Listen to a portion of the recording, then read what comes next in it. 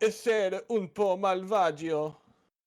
I hope you know I have that on recording now. I'm gonna start the podcast has started. Hello, everybody.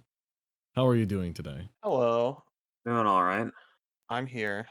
Happy insert holiday here. Thank you. I'm happy. We're happy. Today is Labor Day. It might not be when you're listening, It almost certainly won't be when they're listening. but if you're listening to this on Labor Day of 2022, happy Labor Day. Happy Labor Day. And if not, shut up.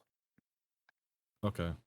That works for me. So, what are we doing today, gentlemen? Today, I have no idea what we're doing. All I know is it's called The Adventures of the All Guardsman Party. That is correct. Sergio, do you know what this is? I do not. Well, I do. This is what I think originated as a 4-chain green text, judging from the way it's laid out. Oh, It boy. is the story of a dark heresy campaign. For those who Okay. do not know, I think it's dark heresy. I'm assuming it's dark heresy. So, I don't know, it's only war, not dark heresy. This is an only war campaign, which for those unaware is a Warhammer 40,000 RPG system. There are Okay. many of those, such as Rogue Trader and Dark Heresy and Only War and Wrath and Glory. They're all obviously different systems. There's a 2d10 and yada yada yada. I don't know shit about Only War, to tell you the truth, but I do know that this is a very funny story. Sounds good. It is about... Yeah. It is about it's an Imperial Guard based campaign. Mm-hmm.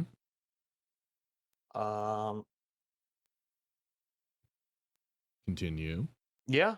That's it? That's what the system is. It's Imperial Guard based. Oh, That's nice. the name. Imperial All right. All Guardsman Party. I'm trying to find what type of system it is. I can't see what dice type it is. I'm looking. I can't see it. It's the called fifth Only War? game line. It's called Only War. It's the fifth game line in the Warhammer 40,000 roleplay system. Did you know that Warhammer Fantasy originated as a role-playing game before it was turned into a war game? Huh. That's cool. There's I mean, your that makes fact of the sense, I day. guess. So, this is the original posters, OP, if you will. His story on his Only War campaign. This must have been made in Italian because there's a I'm button assuming, to there's a change the big language ass to button Italian. that says set language to Italian. That's an impressive button. I love that. It's a D100 Alright, so- system.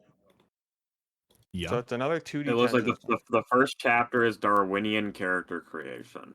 Yes. I think because this is broken off into chunks, we should each read a chunk. I agree. There isn't a lot of... I don't think there's any dialogue, really, because it's a telling of of events. Shall I start us off? Or should Jacob start us off? Jacob. Who would like... I can start us off, since this is what I have brought unto the table. All right. Works for me. So without further ado, this is The Adventures of the All Guardsman Party. Chapter Uno. 1, I guess. It's not numbered, so I guess I can't really number it. Chapter 1. Our DM can be a little evil. There's a picture of Caiaphas Cain with a little join the army, sign up today poster. And he's got the Last weekend. The Aquarius, He's is got that the symbol? The Aquarius? Did you... I couldn't remember. That's a The Aquila. Yeah, it's a honey, constellation. that's a constellation. Aquila. That's what it is. The I knew it Aquila. wasn't Aquarius, but that was the only word I knew that was Aquarius. close to Can't it. help being an Aquarius, am I right, guys? Gemini is BTFO. Yeah, if you're a Gemini, stop I listening. guess. Well, Kai isn't here, so I guess he got out. If you're listening to this episode, turn it off. Gemini. My dog is barking. That's okay. Last weekend, our group got together for a marathon session to start a new campaign in a new system. Upon arrival, we were all given copies of the Only War source books and told to build a regiment, then build grunt level characters, then make a few backup characters. Now our DM runs what we refer to as high mortality games. In our several year-long D&D games, so many PCs died that our GM actually appears on the Hitler scale of death measurement. What? And this was written probably a while ago. So, Hitler scale. Okay, I looked it up. And we were, yes. Should I Is read the it? Hitler scale real? It is. Hitler. Unit of measurement. 1 Hitler is a unit of measurement that translates to roughly 6 million in decimal form. This should be a universally recognized conversion unit, as it can most accurately tell if something is worse than Hitler. For example, Stalin killed around 54 million people, which translates to 8.33 Hitlers.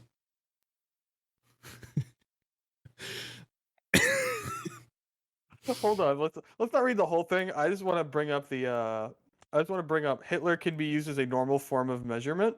When the bank charges you a $35 on an overdraft fee, you can go in there and complain that they are screwing you to the tune of 85 pico Hitlers.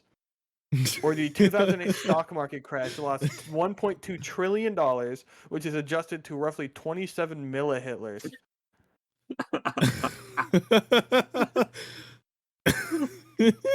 Joseph Stalin's achievements clocked roughly 5 Hitlers. That's pretty. No, they say it's 8.33 Hitlers right here in the definition. 8.33 Hitlers. Somebody said, surprised no one proposed Hitler intensity yet. Hitler intensity equal V divided by W.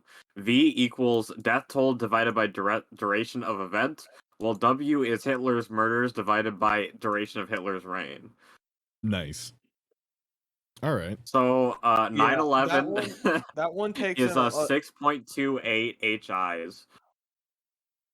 That one takes into account time duration as well as number, while this one's just the number. The Black Death killed over 100 million people, making it 16.66 times worse than Hitler.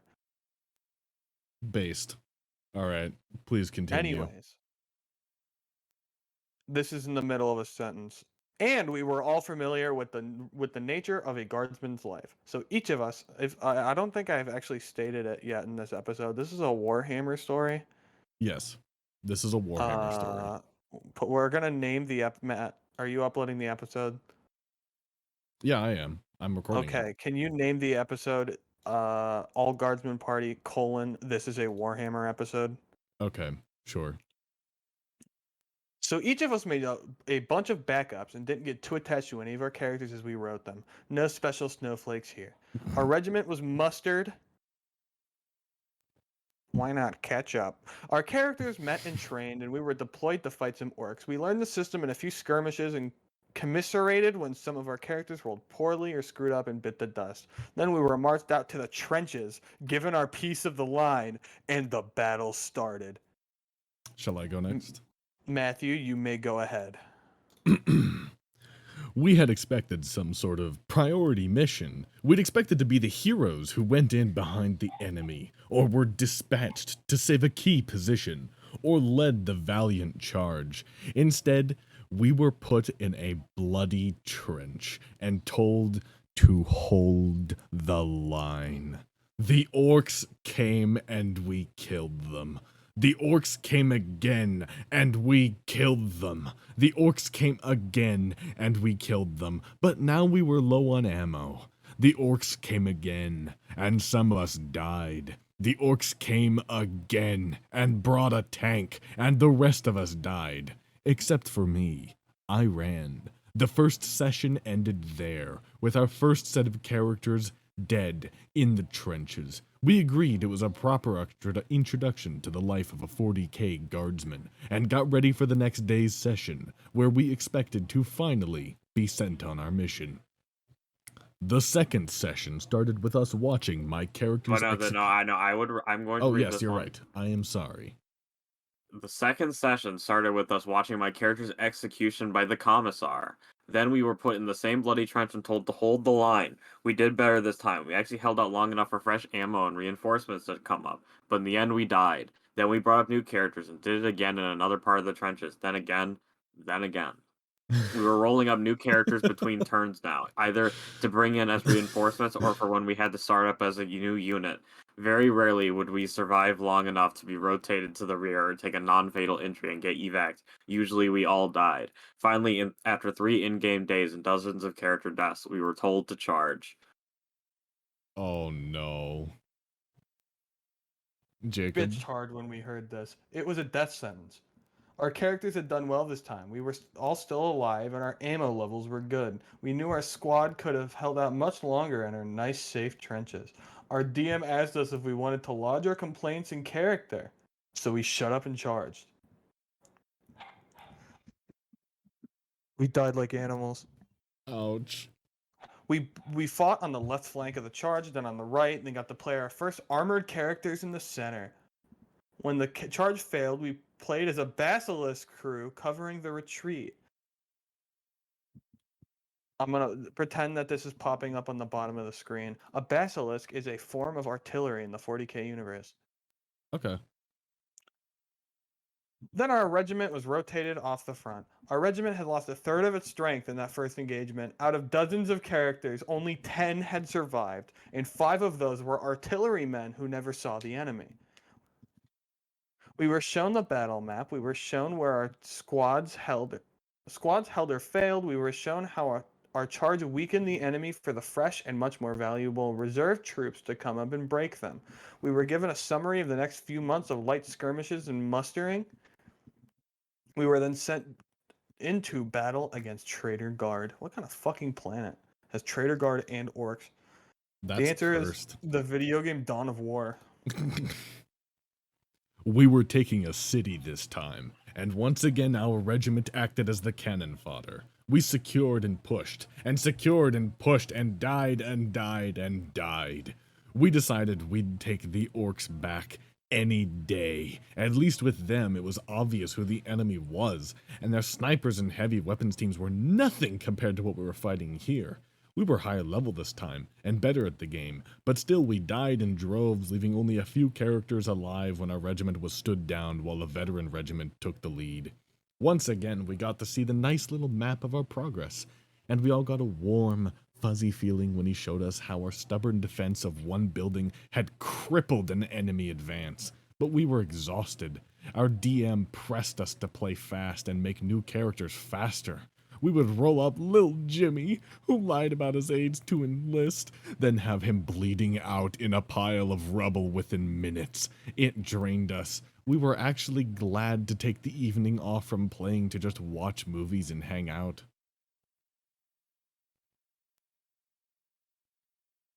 Sergio.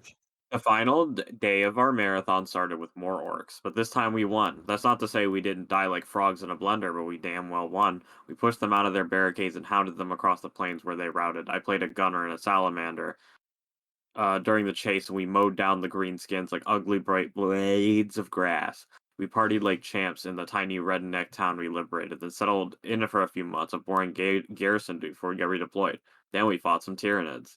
It was only a splinter fleet, so we actually had a chance, but it was hell. Our regiment was defending an evac point of some grassy agro world, and it was trench work again. We burned off the grass to clear lines of fire, dug ourselves into rich soil, setting up the heavy weapons, and watched the edge of the burn area like hawks, trigger happy hawks as it turned out, as we wound up failing a spot check and killing the first few retreating PDF to come through the grass. When the Tyranids came, it was ridiculous. We mowed down wave after wave of gaunts, but unlike orcs, Tyranids don't lose morale and break. They just keep coming as fast as you can kill them. We stopped using actual dice for a while, just so we could roll combat faster. Jacob. Imagine giving up on dice. Yeah. Let's get the random number generator, bro. The bastards in command had decided to do a collapsing defense, which meant we fought until the front trench was collapsing, then they shelled the bejesus out of us while we retreated. We lost something like 20 PCs to our own Graham shells, but it really did work pretty well, at least until we ran out of ground to give. All the civvies were out, it was just a few regiments of guard crammed into a spaceport completely surrounded by the swarm. We were killing them off as fast as possible and hoping that either reinforcements or evac would come down before ammo ran out. Things started to get bad when the higher forms of Tyranid started appearing. Gaunts and gargoyles are bad enough, but when it was it was when the warriors showed up that we actually that we started taking serious casualties. The evac shuttles had started to ferry men up, and we had some actual air support. Unfortunately, our regiment was going to be in the rear guard. The end was in sight, and morale was holding up well, right up until we encountered a Lichter brood. I can't fucking read anymore. I was doing good at the start. Then things started to fall apart. I hate Lichters. I bloody hate them. We played 3 backline squads in a row, and each one was torn to bloody shreds by those sneaky bastards, all without us landing a kill. We started the rout, but our commissar and his guards went into the breach, killed one of them, and shouted the regiment back into position. Our evac finally came, and what was left of our regiment started the final retreat. There were a few valiant last stands, but most of us managed to get to the shuttles. Our final squad had just boarded and was taking off when the air interdiction broke down and Tyranid air units started attacking the shuttles. We were equal parts pissed and terrified, as our DM described shuttle after shuttle being destroyed. The regimental commander's bird was nailed early, so were the bigger shuttles with the vehicles. He didn't say who was in most of the other shuttles, just rolled his dice and removed them from the board as they fell. It was heartbreaking. Finally, there was only a single shuttle left. Even though the Tyranid flyers swarmed it, none of their shots seemed to hit, and it started to climb out of the atmosphere. And then it was away. The flyers broke off, and that single shuttle was headed for its fleet transport, free and clear. Sergio? We formed up after a bit Wrong one. of waiting. No, low. above. One above. Oh, Inside. Okay. Inside the shuttle, our last set of characters were trying to figure out what the hell was going on. There were about 50 guardsmen crammed into a 20-man shuttle. No one was telling us anything. We all heard the Tyranid flyers attacking, and everyone felt it when we hit space. The guardsmen close to their cockpit relayed what they could overhear from the pilot's radio, so everyone knew the other shuttles had been attacked, but no one was sure exactly what happened. In any case, we were all happy to be alive, and were looking forward to getting off of the crowded shuttle. Then, the shuttle stopped. The guardsman near the cockpit told us we were being redirected to a different transport, and the pilots did not look happy. When the shuttle docked, everyone piled out, and we found ourselves in a completely empty loading bay. An order came via the speaker system to form up by rank for inspection, and at this point, our GM gave us a list of the guardsmen who were on the shuttle. Every single character who had survived the battle had been on the shuttle, along with a few other grunts. All 37 of our beloved guardsmen had lived, with the exception of the artillery crew we played, but screw those guys. Team killing jerks. We formed up, and after a bit of waiting, the doors opened, and then a few squads of stormtroopers marched in and instructed us to drop our weapons. There was a bit of argument on this point, until the captain of the stormtroopers pulled out an inquisitorial rosette and told us we were currently guests of the Ordo Xenos. After we were done pissing ourselves and disarming, an acolyte and a team of Medicae entered. We were informed that our regiment had been disbanded, we were officially dead, and we would all be subject to a scan for gene stealer infection. At this point, our DM, how dare I, ended the session. We were each handed copies of the Dark Heresy core book, a list of our surviving guardsmen with all the filler grunts crossed off, and we were told to pick our characters for the next game. So yeah, that's how our DM does backstories. That's really cool, actually. I'm gonna steal that Yeah, idea at some point. I really like that. Just an absolute fucking slaughter fest. How are you guys enjoying it so far? I think I this was really a like very it. cool idea. I like this. It feels like a lot. military journal. I think the first part, that's a really interesting setup. I don't know if you should. It would be, you'd have to get the right group of people to really enjoy that, because that could feel very sluggish in some ways. I think the battle map was a good idea, because if you don't have the battle map, it doesn't feel like you're doing a damn thing. I think that he basically put them through Guardsman Simulator. Yes. of dying and dying and dying, and then more and more and more will take your I think it's very clear that they're like big Warhammer fans, because clearly I think they caught on to, oh, he's going to let us infinitely respawn. Right. Mm-hmm. I mean, I feel like he did warn them in advance to make the extra characters, so I think it's... Wow, Matt, how unprofessional of you getting an email. Yep. Here, hold on. Let me message you on Steam to make it worse. Oh my god, no. If you do, it's gonna make the noise. It's gonna do it. Don't you do it. Okay, you're not online. I can't do it. You're lucky. Thank god. You son of a bitch. Yeah, Oh my god. I feel like this Why did wouldn't Discord not get work muted? with our group. I think it would but- work with our group if we were upfront about the fact that this is going to be a very different kind of campaign. Because, particularly if it was Nick, I think Nick would very much dislike it if he wasn't told, yeah, we're gonna cycle through the Guardsmen. Like, this is Guardsman Simulator. Mm-hmm. I think Nick would still be kind of frustrated about it. Potentially. But that's just kind of the nature of death in campaigns. Some people just get more frustrated than others. I think, though, with Nick, if he was told how it would go, then it wouldn't be that big of a deal. This is definitely something where you need to have the right group with the right mentality to do it. Because if you don't, it's just not... It ain't gonna fly very well. But, overall, I think this is a great idea. It sounds like it was executed very well. Mm-hmm. And, shall we get on to the next one? No, pause the recording. I have to go get a pizza. Okay, sounds good. Then we can continue on to the next one. Welcome back from the break. There was probably no break for you, but I had to go get a pizza. So there was a break for me. And I got Cheetos. This is true. Sergio got water. Let us No, continue. I got a zero sugar Werner. Damn, bro. Oh. I was going to say what the fuck is Verner's, but then I remember what Verner's was. Sick. Alright. Chapter 2.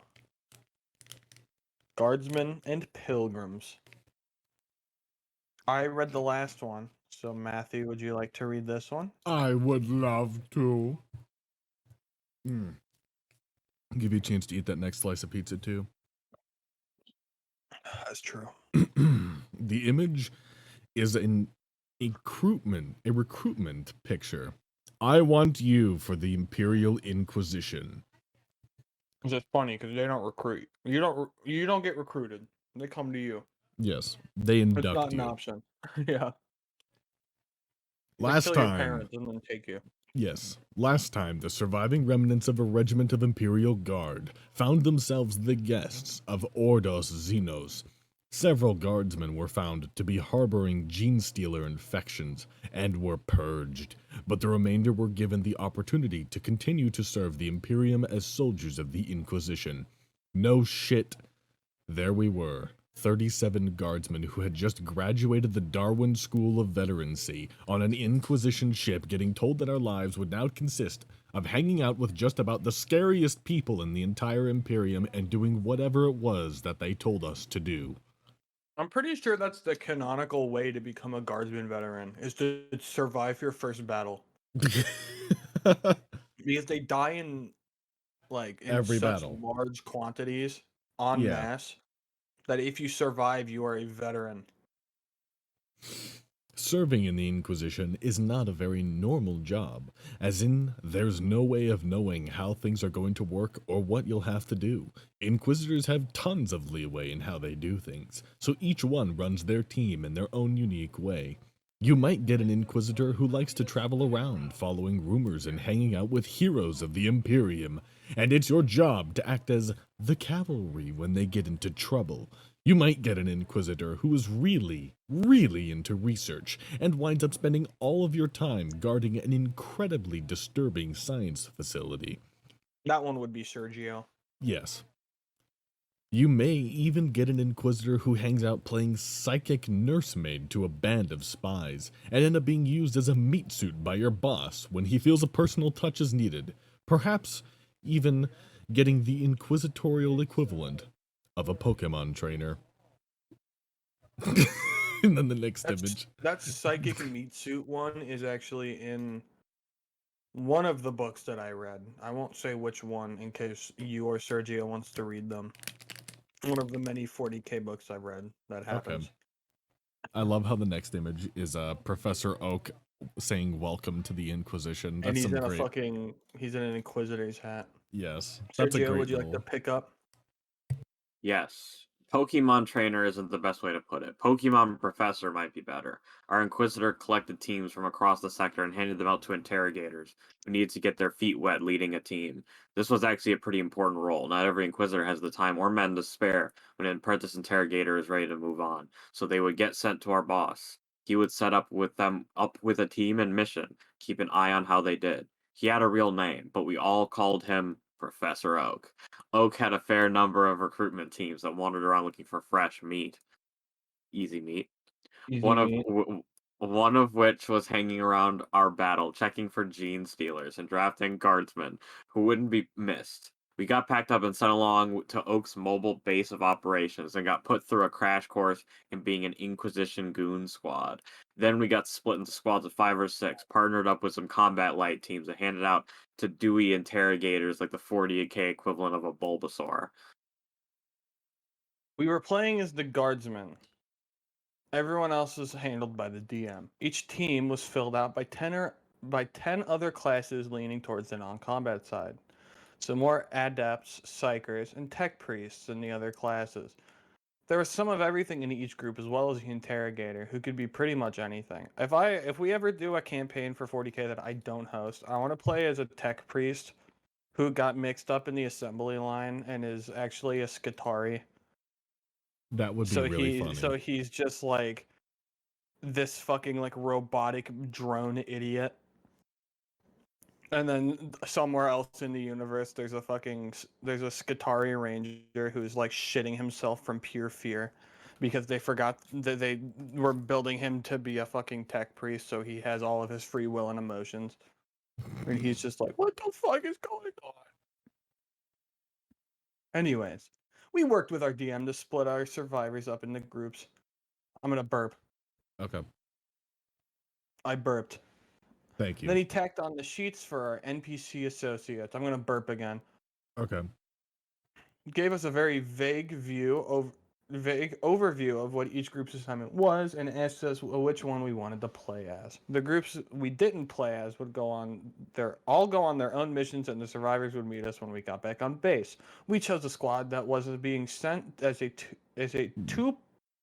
part of a 2-team force to check out some suspected cultist activity in a Pilgrim Fleet. Our roster consisted of 5 guardsmen, 2 adepts, a tech priest, a cleric, a sister of battle, and our interrogator was a former cleric. Green And then text. there's a green text that says the All Guardsman Party and the Pilgrim Fleet. Imagine you're a guardsman that's just been recruited. You fought a brutal campaign that wore down your regiment, watched the remainder of that regiment get destroyed by Tyranids. Then, you find yourself in the hands of the Inquisition. Then the Inquisition purges a few of your buddies, gives you an offer you can't refuse, ships you through the warp, and dumps you into a really creepy boot camp. Finally, they split you and your remaining buddies up into squads. Introduce your squad to some weird-looking guy who seems far too excited to see you, and tell you to do everything he says. Now, you're hanging out at a bunch of passenger cabins on a Navy ship, going Emperor knows where, with a few of your buddies, an interrogator, 3 nerds, one of which is more metal than meat, a priest, and a psychotic blonde bombshell wearing armor that's probably worth more than all of your squad's gear combined. We were slightly weirded out. Our merry band consisted of a cynic, a nervous med student, a lazy bastard, a shameless thief, and a paranoid by the names of Sarge, Doc, Heavy, Nubby, and Twitch. Technically, the others were part of our band as well, but quite frankly, we wanted nothing to do with any of them. With the possible exception of the sister, in the hypothetical sense. Our interrogator and the other. Hey, I'm speaking. I'm working on it. The others spent the entire journey going through the files that Oak had sent along, planning on how they would hunt down the suspected cultists, sorting out who had contacts where, and brushing up on the exact flavor of the Imperial cult that dominated the Pilgrim Fleet. We paid just enough attention to establish that we would be on ships the whole time, and that we'd not be expected to actually do anything strenuous, unless everything got screwed up. Then we played cards and slept a lot. Some people might say that 2 months is a long time to play cards and take naps, but those people have never served in the Guard, and it wasn't all sack time. Sarge made sure we kept up on our PT and combat drill. Gotta stay in shape. By the end of the trip, we were well rested and ready to stretch our legs, whereas our teammates were wound up like springs and developing new conspiracy theories every few minutes. Oh, it's just a regular 40k theories fan.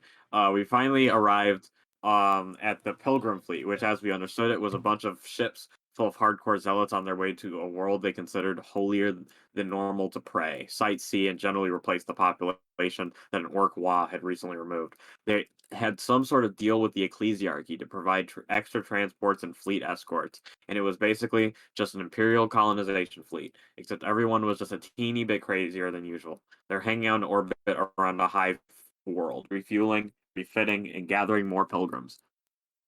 The nerds and nuts, as we called them outside their hearing, were pretty sure that a chaos cult had infiltrated during either this stop or a previous one, as planning something very evil. Probably something to do with Gellerfields or daemons, or plagues, or heresy. We operated on the assumption that they would tell us when they figured out. Anyhow, our ship joined the fleet escort, and a bunch of voxing and liaising started. For the audience, Warhammer spells demons as in the British DAE spelling, but we just affectionately refer to them as the daemons. Yes, despite that being somewhat objectively incorrect as far as English pronunciation. Matt, can you pause again real quick? I sure can. I gotta go set the dog up so it doesn't pick up. We're back. We're back. We did it. We're back. We did it. We did it, Reddit. Everybody, round of applause. I hope that came up crispy. Our job was generally pretty simple. We were there to stand guard, look menacing, and be ready to kick some ass. If the boss went somewhere official, we'd slap and... Imperial Rosette? Is that what that is? I don't know what that is. Yes, it's the Inquisition badge, but it's an equal sign, Both the a brackets. closed bracket, an open bracket, and another equal sign. Which Inquisition. Badge on and flank him like good little goons. If the boss went somewhere unofficial, we'd leave the badge off and slouch a little. Truly, we were masters of disguise. Whenever the nerds and nuts took shuttle trips to look up leads or meet contacts, at least one of us would tag along to watch their back or be on hand in case of emergency. Except for when the sister visited other sororitas, we weren't invited on those trips for some reason. No boys allowed. No boys allowed. Stinky, stinky, yucky, yucky, stinky. When we weren't on duty, we each had our own little pastimes. Sarge would worry about what insanity our superiors were planning, while Doc would read his beginner's guide to medicine, and Heavy slept. Nubby would wander around looking for small objects no one would miss. He did this while on duty too. And Twitch would obsessively craft tripwire traps and drink recaf. Recaf is coffee in the Warhammer universe. They call it caffeine. They call it recaf. It's just coffee. It's not literally just like inject caffeine into the balls, which some people think it is. Twitch and Nubby didn't exactly endear themselves to the locals, but supply and perimeter defense are important parts of being a guard, so we didn't mind. I don't know why my brain stuttered on A. Things were going pretty well for us. No one was shooting at us, or the rations were good. It didn't rain on us when we stood guard, and no one outside of our team yelled at us to do stuff. Occasionally, we'd have to make a show of force and beat the shit out of someone who tried to mug one of our nerds, but generally things were pretty quiet.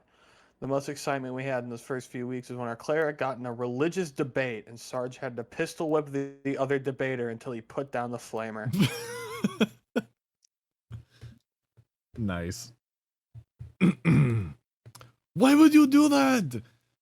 It says with Jackie Chan in the back, impact font on the front, 2007 looking meme ass. Yeah, compressed looking ass. Eventually, they must have figured something out, because we all rebased to a single pilgrim ship and made ourselves the guests of the captain, while everyone else was running around saying things like, "The game is afoot," and "We almost have them," and "I can practically smell them." Sarge had us gear up and get ready for everything to go ploin-shaped. The cavalcade of screw-ups started with one of our nerds finding a chaos tome in a collection of holy relics, and immediately deciding that it was his inquisitorial duty to find out exactly what flavor of soul-destroying evil it was. By reading it. Unfortunately, Nubby was currently on babysitting duty, and was not experienced enough to know that the correct response to someone doing this to hit them until they stop being stupid. Instead, he called for backup, which is a pretty good response, while he kept the priest who owned the relic collection covered. By the time backup arrived, the adept was giggling and speaking backwards. Backup consisted of Heavy and Twitch, as well as, unfortunately, the other adept and the cog boy. The two sane-ish nerds decided the correct response here was to try and take the book from the gibbering adept and started chasing him around the room. Since neither the adepts nor the tech priest were very athletic, the chase looked a lot more like a bunch of nerdy kids trying to play tag than Inquisition agents pursuing a heretical artifact. None of us felt comfortable taking the initiative here, so we all just covered the doors and made sure no one entered or exited and stood there watching the demented game of keep away. And then the gibbering adept finished the spell he had apparently been recruiting, and a minor demon manifested. Sergio? Sergio? Sergio? Hold on, where are you? The Doom Demon. We just finished the one with the Jackie Chan meme. Oh, okay, yeah, I was looking at the one above for some reason. This gal, he manifested the demon. yeah, the daemon.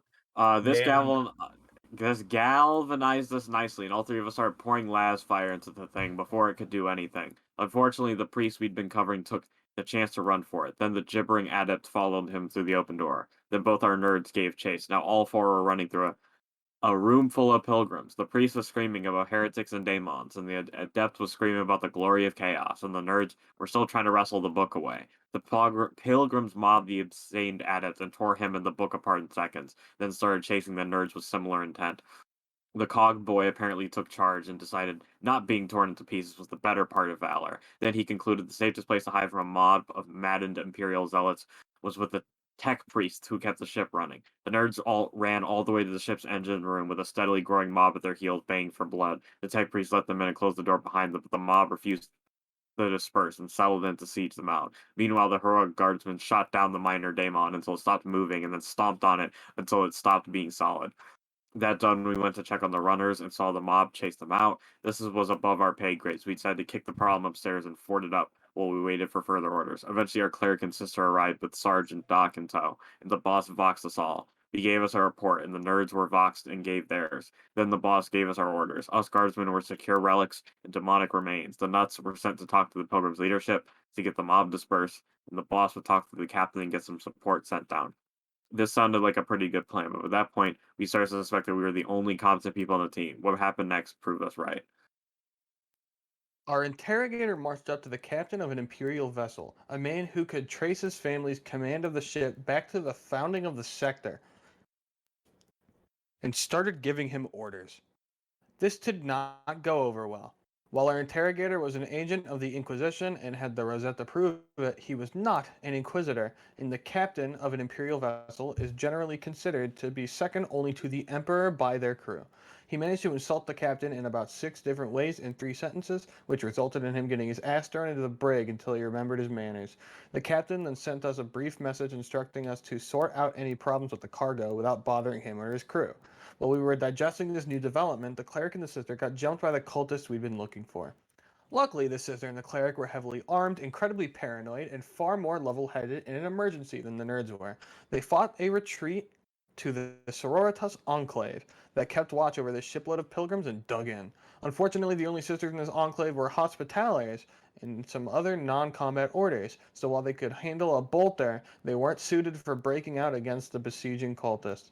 To put it simply, they were stuck until help came, just like our adept and cog boy.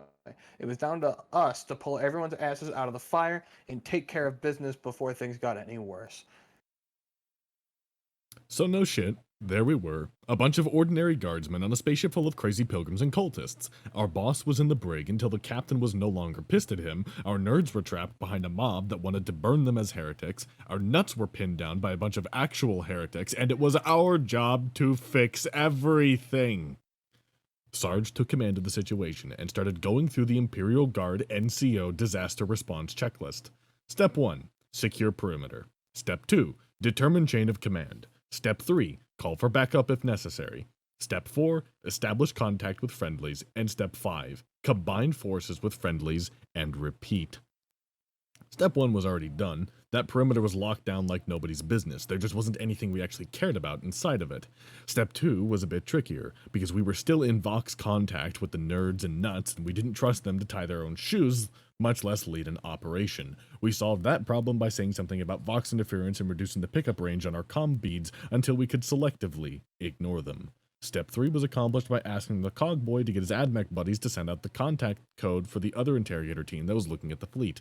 Step 4 was already done as well. We knew exactly where the friendlies were. There was just a bunch of armed cultists and an angry mob between us and them. All that was left was to get cracking on Step 5. We decided that all things considered, the cleric and sister could use our help much more and would provide more help in return, so we went to them first. Also, they were holed up with a bunch of hot nurses, as opposed to creepy machine men. Unfortunately, we still had our orders not to let anyone touch the daemon goo, or look for evil books. We either had to split up, which was stupid, or wait for reinforcements, which wouldn't be coming for a while, or use our initiative. So we tossed an incendiary grenade into the room, locked all the doors, and went to go rescue some hot nurses. Unsurprisingly, the cultists had set an outer perimeter to keep out any reinforcements. So after we established where they were, we fell back and started looking for other options. W put forward the idea that the Pilgrims seemed inclined to mob heretics, and those were definitely heretics. And why charge a fortified position when you can get someone else to do it for you? So Sarge found the nearest chapel and made a heroic speech about how the hot nuns needed our help and would probably be really grateful. Suddenly, we had our own hot mob of zealots. Oh, they're not hot. Author's note. They're just normal zealots. Indeed. The attack went more or less perfectly. The mob charged in from two directions, and after the cultists started mowing them down, we came in third. We cut into their flank like the pros we were, suppressing, advancing, and flushing like only a squad of guardsmen can. We then started to hit the cultists covering the sororitas enclave. The sister and the cleric saw their chance. I missed a word in there at some point, but it's fine. And pushed forward to meet us, crushing the last of the resistance. I'm gonna burp. Yep.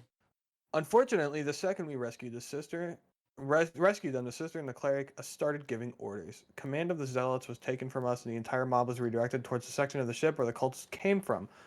Per force, we tagged along, but none of us were exactly keen to be taking orders again, especially since the sister's plan seemed to be consist of get 'em.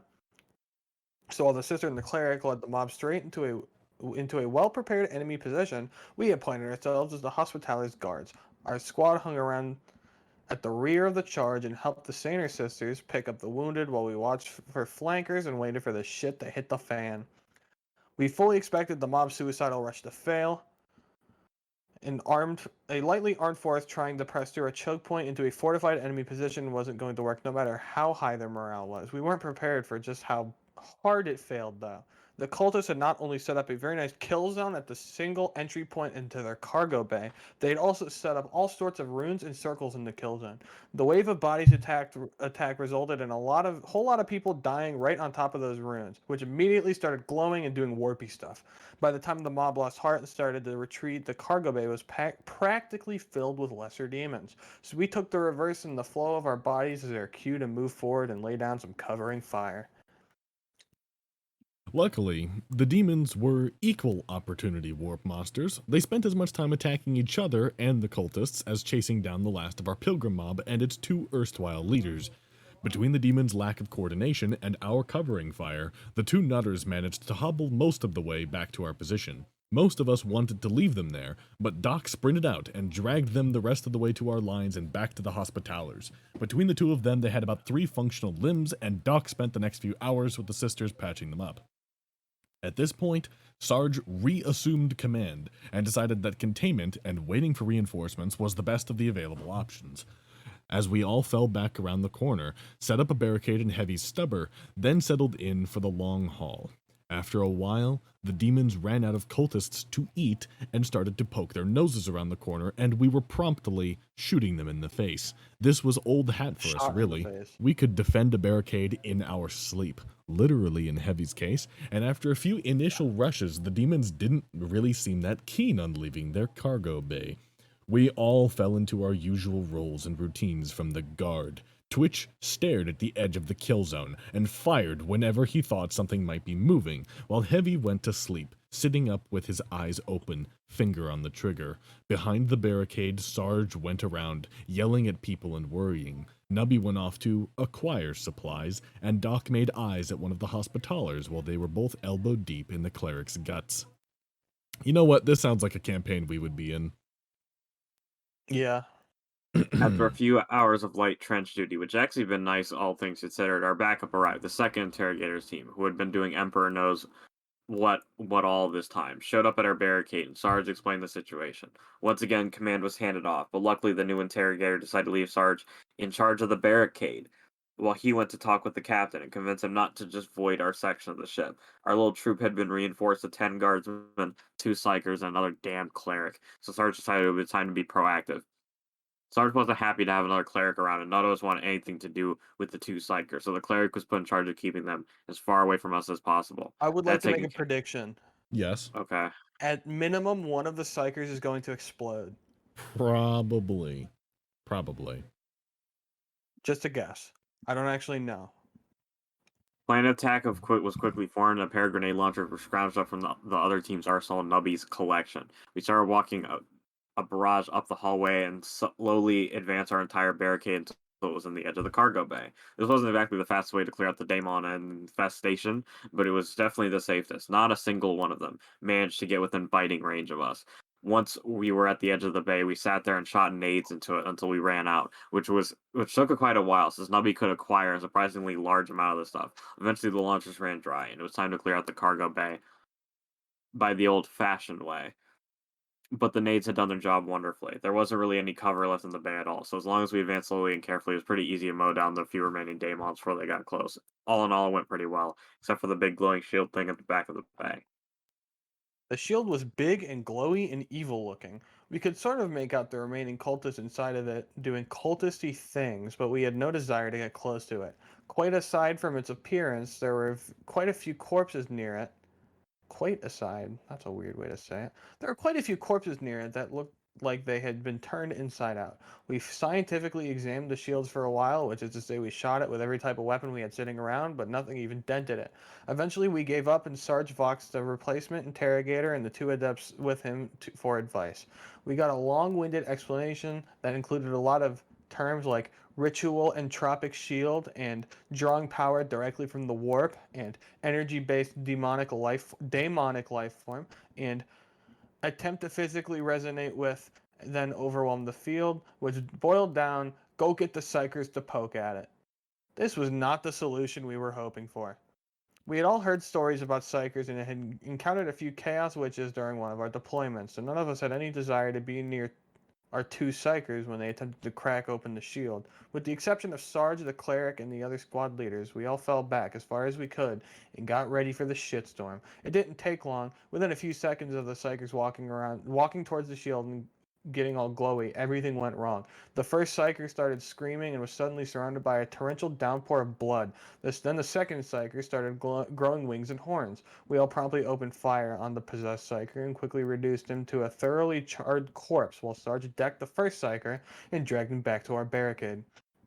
Since one psyker was unconscious, the other one was a pile of smoking ashes, we decided that it was probably time to figure out our own solution to the problem. Well, I was wrong. Yeah, he didn't. Well, I mean, he got shot. He was like halfway. He got disintegrated, but he didn't explode. If it was a bolter, I would have counted it. Our experiments had established that lasfire and grenades didn't do much to the shield. But since we were guardsmen, we felt sure enough are sure that enough faith and firepower could solve anything. We set up positions around the shield and started continuously plinking las fire into it, because when you have a fusion reactor to recharge your cells from, you might as well lay down some indiscriminate suppressive fire. While we held the fort, Nubby and the cleric were sent to acquire as many explosives, holy artifacts, and priests as possible. While they were out scrounging, Twitch made a very good argument for setting up a blast shield. We voxed the Cogboy and his buddies, who were still under siege, asked them to send down some servitors with big ol' metal shipping crates, and then we built a big-ass wall around the shield.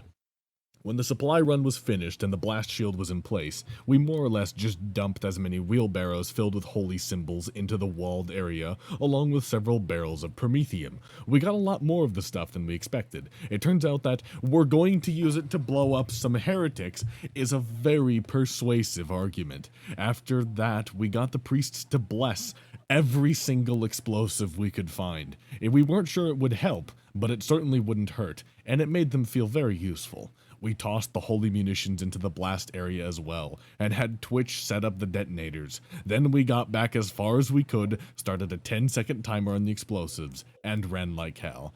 You know, that probably was the most fun that the Emperor ever had with helping with anything, if it did help. The Emperor was like, yeah, I'll throw them a bone. As long as I get my 1,000 psychers, or 10,000 psychers, however many it is. I mean, you got one of them. You got one. Serge? Alright. Yes. None None of us were really sure if the holy shrapnel helped at all.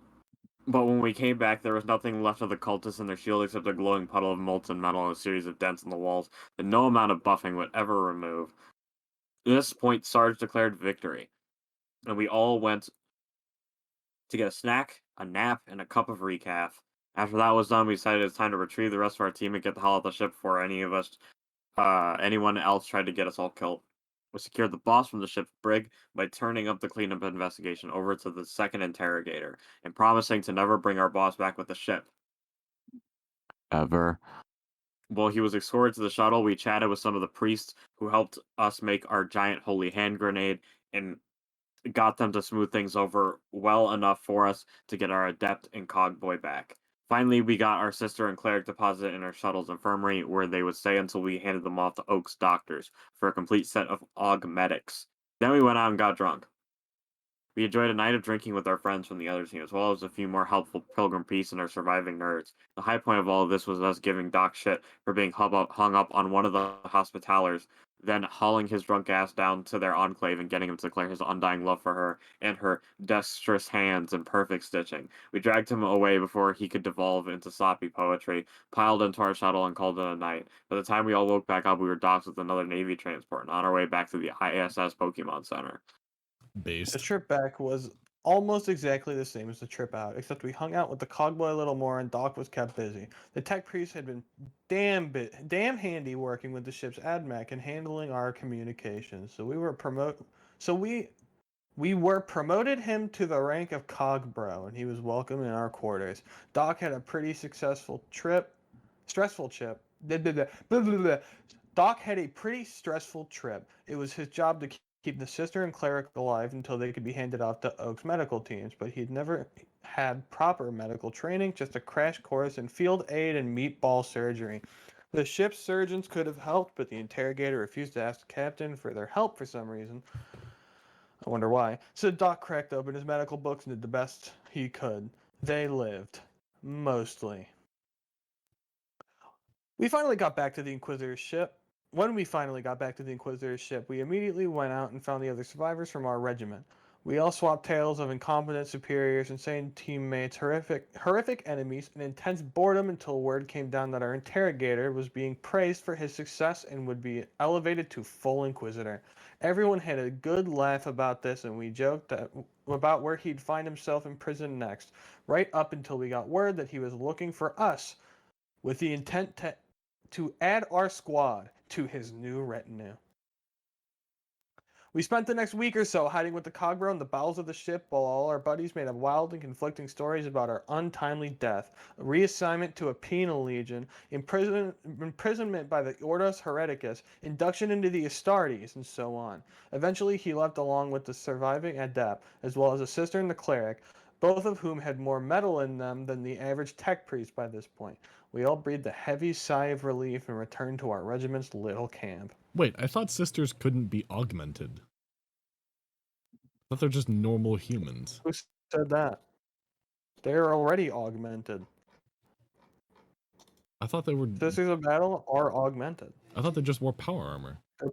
I No, mean, they they're can be. also They can. pumped with a shit ton of drugs to make them Ye- super soldiers, just But not like- Yeah, like but they- Space Marines. But like more metal in them than the average tech. Like, did they get? I mean, if you lose half your body in a battle, and then they replace that half a body with mechanical parts. Okay, I guess I'd would- missed that part.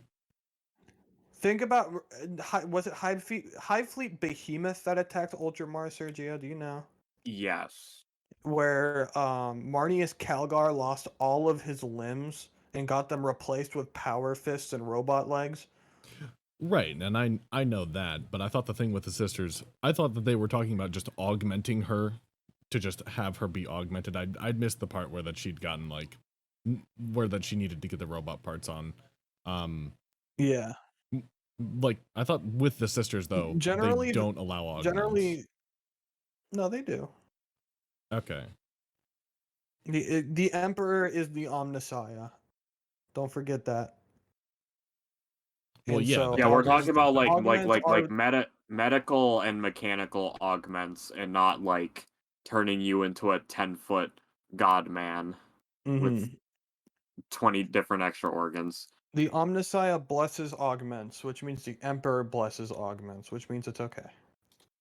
Okay, because they always look at Space Marines like they're fucking weirdos. I mean, they are. Right. All right. I'll Sisters read of the last Battle are part. the closest to human you can be as a crazy super soldier person. Yes. Bender is on the left here. Impact font. Yep. We're screwed. After a few weeks of R&R, or as close as you can get on an Inquisition battleship, a runner came down and told us we were being assigned to a new team under Interrogator such and such, and we were to report to our shuttle immediately. With a weary sigh, we packed up our bags to, or overloaded wheelbarrow in Nubby's case, and headed out to our transport. When we got to the shuttle, the pilot helpfully informed us that the Interrogator, his 2 assistants, and his 3 psychers were already aboard. Twitch and Nubby both tried to run, but the shuttle's hatch had already been closed.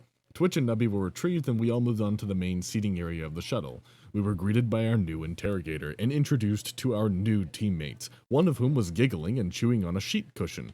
Not sheet, seat cushion. As we stared in horror, the interrogator gave us a quick briefing, explaining that we had been assigned to go find out why a world hadn't been supplying psychers to the black ships. We did not have a good feeling about this.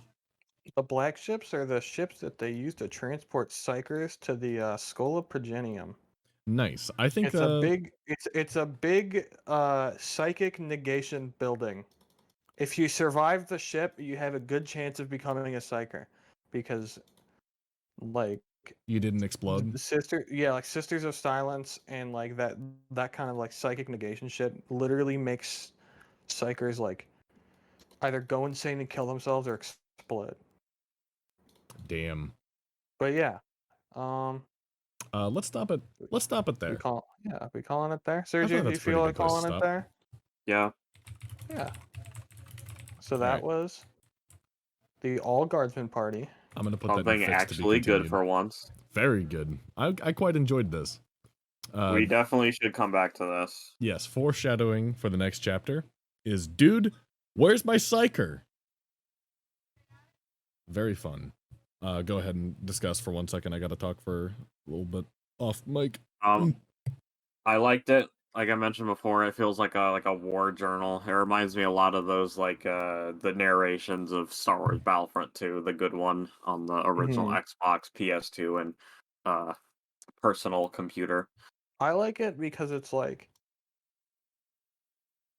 what's the word I'm looking for? Those kind of games are in fact, like tabletop games of existing universes, I'd say those count as fan fiction because Yes. they are fiction, and you are a fan, and you are creating them. You're creating a story. You're not writing the story so much as you're letting the players dictate the story that you're writing. But I you know, if it looks like a duck and it quacks like a duck, you know what I mean? Mm-hmm. Yeah. I enjoy it. I think it's really fun. I like it because it feels like an authentic. It could be made up. I don't know if it's true. I don't know if it's a This real seems too story. detailed and It written in seems such a like way a it's real too much. story. It's too much like a tabletop to not be true.